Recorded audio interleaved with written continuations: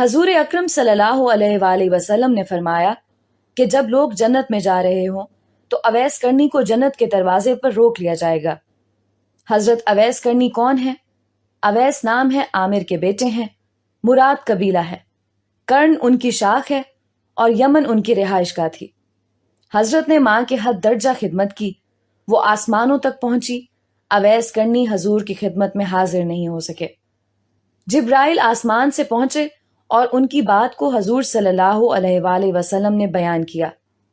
چونکہ حضور صلی اللہ علیہ وآلہ وسلم دیکھ رہے تھے کہ آئندہ آنے والی نسلیں اپنی ماؤں کے ساتھ کیسا سلوک کریں گی، ایک سائل نے سوال کیا، یا رسول اللہ صلی اللہ علیہ وآلہ وسلم، قیامت کب آئے گی؟ تو آپ صلی اللہ علیہ وآلہ وسلم نے ارشاد فرمایا، مجھے نہیں معلوم کب آئے گی۔ تو سائل نے کہا کہ کوئی نشانی تو بتا دیں۔ تو آپ صلی اللہ علیہ وآلہ وسلم نے فرمایا، جب اولاد اپنی ماں کو ذلیل کرے گی تو قیامت آئے گی۔ حضور صلی اللہ علیہ وآلہ وسلم نے حضرت عمر رضی اللہ عنہ اور حضرت علی رضی اللہ عنہ سے کہا کہ تمہارے دور میں ایک شخص ہوگا جس کا نام ہوگا اویس بن عامر، درمیانہ قد، رنگ کالا، جسم پر ایک سفید داغ۔ حضور صلی اللہ علیہ وآلہ وسلم نے ان کا حلیہ ایسے بیان کیا جیسے سامنے دیکھ رہے ہوں۔ وہ آئے گا، جب وہ آئے تو تم دونوں نے اس سے دعا کرانی ہے۔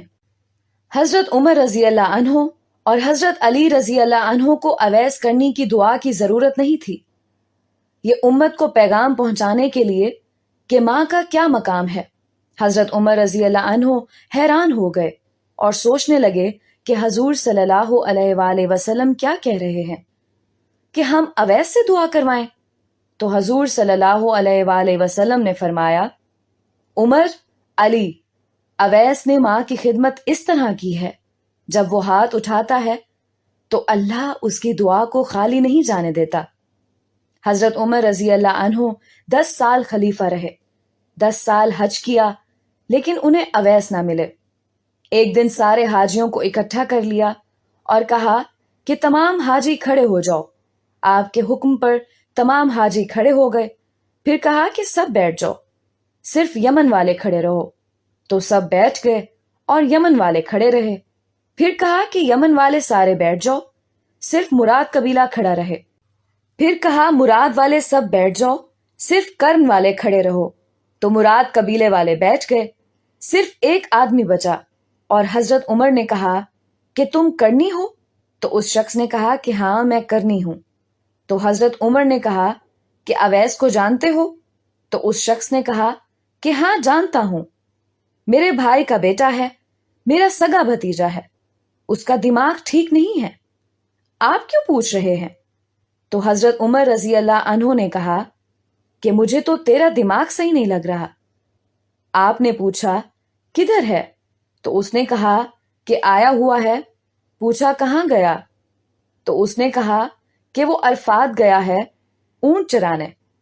آپ نے حضرت علی رضی اللہ عنہ کو ساتھ لیا اور عرفات کی دوڑ لگا دی۔ جب وہاں پہنچے تو دیکھا کہ اویس کرنی درخت کے نیچے نماز پڑھ رہے ہیں اور اونٹ چاروں طرف چر رہے ہیں۔ یہ آ کر بیٹھ گئے اور اویس کرنی کی نماز ختم ہونے کا انتظار کرنے لگے۔ جب حضرت اویس نے محسوس کیا کہ 2 آدمی آ گئے تو انہوں نے نماز مختصر کر دی۔ سلام پھیرا تو حضرت عمر رضی اللہ عنہ نے پوچھا، کون ہو بھائی؟ تو کہا، جی میں مزدور ہوں۔ اسے خبر نہیں کہ یہ کون ہے۔ تو حضرت عمر رضی اللہ عنہ نے کہا کہ تیرا نام کیا ہے؟ تو اویس کرنی نے کہا، میرا نام اللہ کا بندہ۔ تو حضرت عمر رضی اللہ عنہ نے کہا، سارے ہی اللہ کے بندے ہیں، تیری ماں نے تیرا نام کیا رکھا ہے؟ تو حضرت اویس نے کہا کہ آپ کون ہیں؟ میری پوچھ گچھ کرنے والے۔ ان کا یہ کہنا تھا کہ حضرت علی رضی اللہ عنہ نے کہا، اویس یہ امیر المومنین عمر بن خطاب ہیں اور میں ہوں علی ابن ابی طالب۔ حضرت اویس کا یہ سننا تھا کہ وہ کانپنے لگے۔ کہا، جی میں معافی چاہتا ہوں، میں تو آپ کو پہچانتا ہی نہیں تھا، میں تو پہلی دفعہ آیا ہوں۔ تو حضرت عمر رضی اللہ عنہ نے کہا کہ تو ہی اویس ہے؟ تو انہوں نے کہا کہ ہاں میں ہی اویس ہوں۔ حضرت عمر رضی اللہ عنہ نے کہا کہ ہاتھ اٹھا اور ہمارے لیے دعا کر۔ وہ رونے لگے اور کہا کہ میں دعا کروں؟ آپ لوگ سردار ہیں اور میں نوکر آپ کا، میں آپ لوگوں کے لیے دعا کروں؟ تو حضرت عمر رضی اللہ عنہ نے کہا کہ ہاں، اللہ کے نبی نے فرمایا تھا عمر اور علی جیسی ہستیوں کے لیے حضرت اویس کے ہاتھ اٹھوائے گئے۔ کس لیے؟ اس کے پیچھے جہاد نہیں، تبلیغ نہیں، تصوف نہیں، اس کے پیچھے ماں کی خدمت ہے۔ جب لوگ جنت میں جا رہے ہوں گے تو حضرت اویس کرنی بھی چلیں گے۔ اس وقت اللہ تعالیٰ فرمائیں گے باقیوں کو جانے دو اور اویس کو روک لو۔ اس وقت حضرت اویس کرنی پریشان ہو جائیں گے اور کہیں گے اے اللہ، آپ نے مجھے دروازے پر کیوں روک لیا؟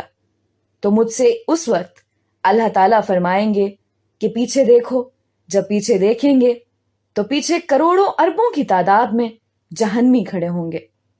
تو اس وقت اللہ فرمائے گا کہ اویس، تیری ایک نیکی نے مجھے بہت خوش کیا ہے، ماں کی خدمت۔